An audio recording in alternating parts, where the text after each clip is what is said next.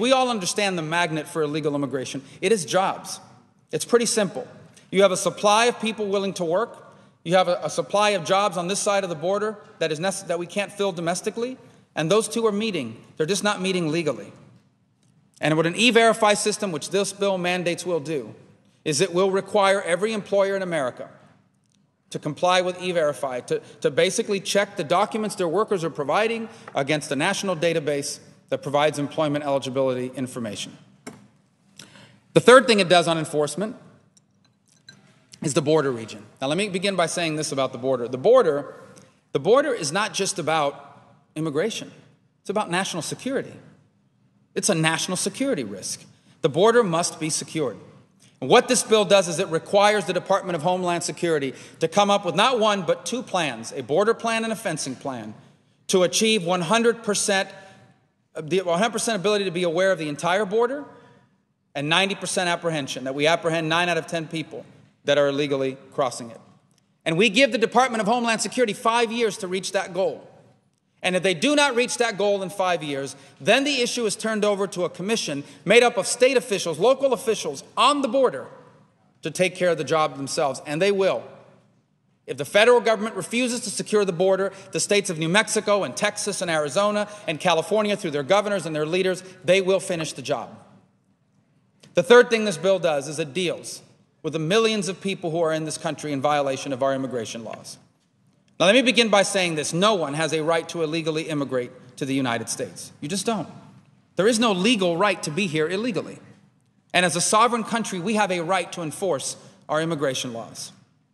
If we do something to accommodate those that are here illegally, we don't do it because we legally have to. We do it for two reasons. First, because it's in the best interest of our country. When we debate this immigration issue, we need to understand that when we talk about millions of illegal immigrants, this is not a theory. This is a reality. They are here now. We're not talking about bringing these people in. They are here already, and they will be here for the rest of their lives. So we have to deal with that reality. It's in our national interest to deal with that reality. And the second reason why we're dealing with it is because that's who we are. We are a compassionate people. We're not going to deport 11 million people. And so we have to deal with this. And we believe that we handle this in a very professional and effective way. If you are in this country illegally and you entered here before December of 2011, you have to present yourself. You will undergo a background check. If you have committed serious crimes in the U.S., you will be deported. If you have not, you will have to pay an application fee, a fine, you will have to start paying taxes, and you will receive a permit that will allow you to work in the United States and pay your taxes.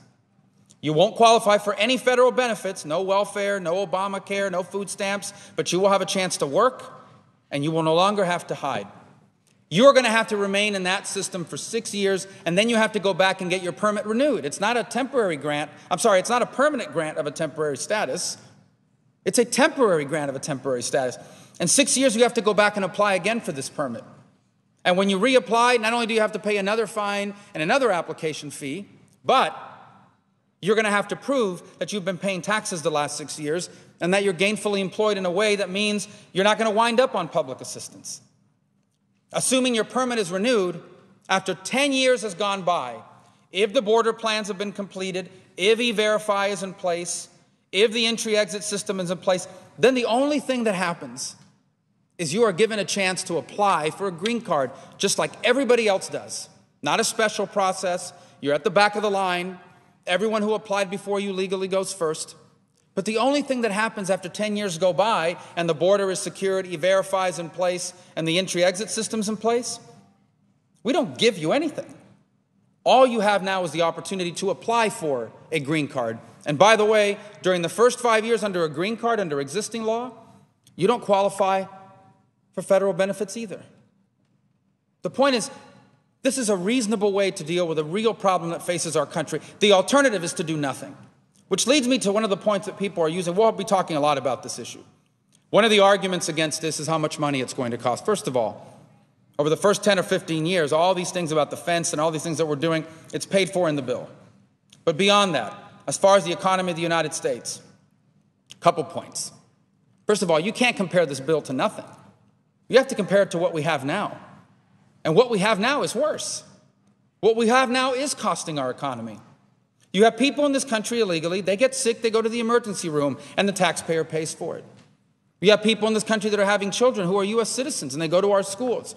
They're driving in our streets without a driver's license, which means they have no car insurance, which means all of us have to pay more in car insurance as a result. This is not good for us. It's obviously not good for them, but it's not good for us. What we have today is devastating and horrible for our economy. We can't continue to have this.